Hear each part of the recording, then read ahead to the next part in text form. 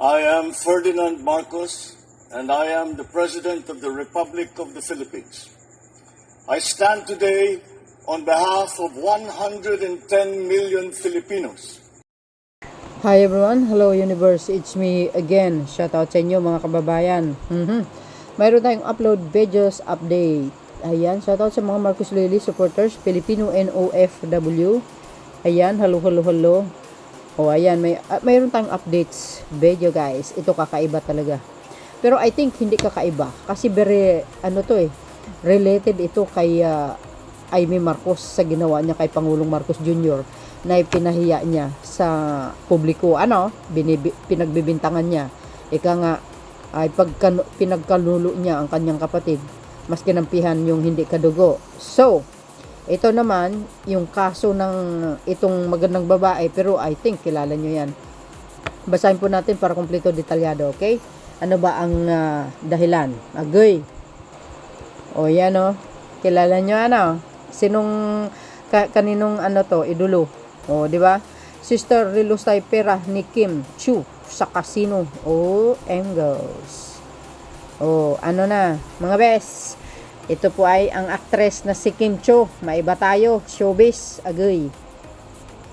December 2, 2025. Sinabi dito mga kababayan.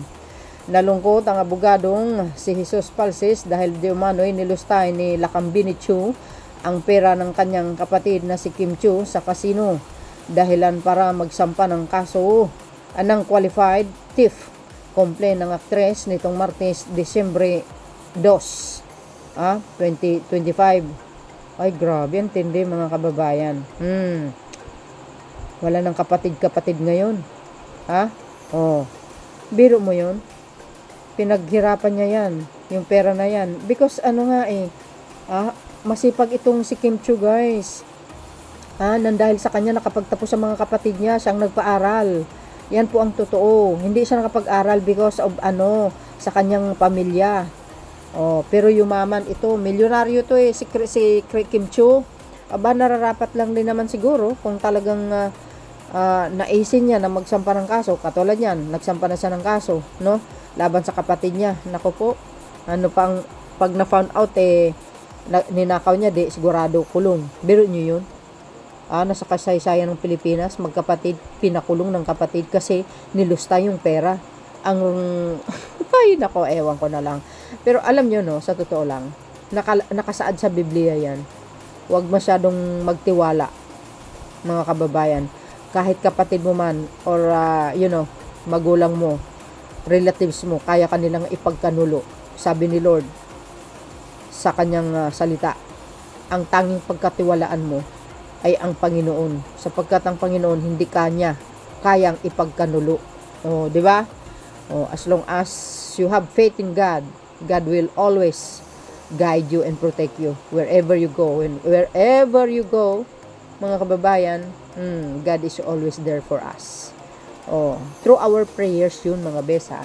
May pananampalataya ka dapat. Di ba? Ako, ganun ako. Kay Lord lang ako talaga nag-trust. No? So, yan. Kim Chu finally broke her silence.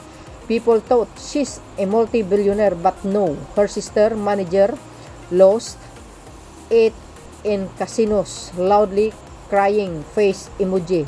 Ni Palsis sa post niya sa kanyang ex-dating Twitter account. Nako po. Sayang. Ang lalaking pera yan, mga kababayan. Alam nyo, mga bes, sa mga magkakapatid, mayroon ding naiinggit, no? Pag alam nyo na yung isang kapatid mo na talagang gumaganda ang buhay, tapos ikaw parang naiwanan, nandoon yung inggit, di ba? Pero I think not all naman, di ba? Mayroong mga magkakapatid naman na hindi ganun. So, kakaiba ito. Tapos Pilipinas, problema sa flood control sa nakawan ng gobyerno.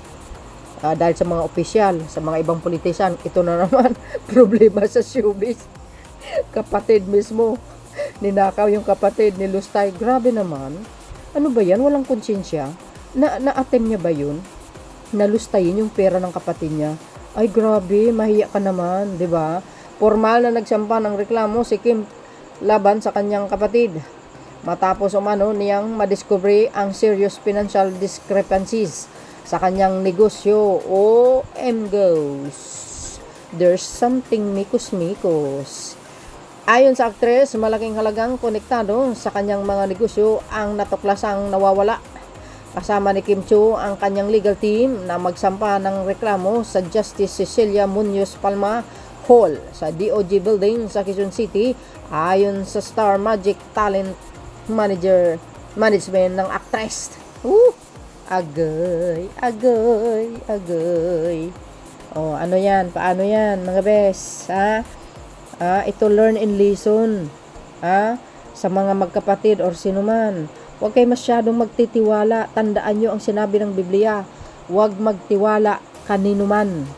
Kapatid mo man or magulang, kaya kanilang ipagkakanulo.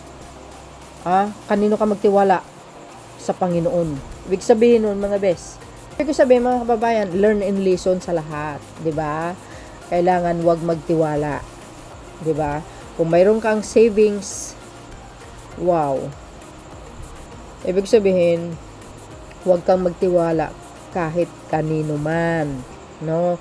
Yung ari-arian mo dapat sa'yo lang. Kung may negosyo ka, mga kababayan, much better na kumuha ka ng ibang tao kaysa sarili mong kapatid. 'Di ba? Kasi minsan maiisip mo, 'di ba, kapatid ko naman 'yun eh. Kaya ko naman kumuha ng pera. Okay, 'di ba? Pero hindi dapat. Humingi ka ng permeso sa kapatid mo. Kung maghiram ka ng pera, pero yung nakawin mo, wag naman. Very unfair naman doon sa tao na nagtrabaho ng gusto, tapos ikaw nagnakaw ka lang, na walang kahirap-hirap. Napaka-unfair naman yun, guys. 'Di ba? I think hindi naman lahat ng kapatid na ganun. Pero kailangan mo rin mag-ingat. 'Di ba? Dapat mas maganda 'yon. Kumuha ka ng manager mo. Yes, of course, sa company mo. Kumuha ka ng manager mo, yung talagang hindi mo relatives, mahirap. Huwag ka magtiwala sa sarili mong kapatid o relatives. Kaya kanilang gagansuhin yan. Mas maganda yung ibang tao. At least, matatakot sila na magnakaw. Kasi nakamonitor ka. 'Di ba? Ito na nga kapatid mismo. At least, nakita niya. Napansin niya, maraming nawawalang pera. 'Di ba, mga bes? Ayan. So, yun, mga kababayan, ano po ang kapalagayan nyo? Hindi kayo mapalagay? Siyempre, 'di ba, masakit yun sa isang kapatid. Hindi mo dapat gawin yun na sampahan mo ng kaso kasi pag nalaman na nagnakaw siya, di saan ang punta niya? Di kulong. 'Di ba? I think hindi naman lahat ng kapatid, pero mayroong mga kapatid na balasubas tulad nung si Baba, si puting ahas sa Malacanang. Siya pala yung puting ahas ni Maluka-Luka ayan, mga besa. Kaya nga sabi natin, wag masyado maglubos magtiwala. Kailangan kung mayroong kang business, mas maganda yung kumuha ka na lang ng manager or mga sekretary mo na ibang tao kaysa sa sarili mong kapatid. Nako, wag mo yung gawin yan. Mahirap na, mga kababayan. Lalo yung magkakasosyo kayo na magkapatid sa isang kumpanya. Ako ayaw ko. Kasi nagkakaroon po ng red flag sa paghatian ng pera.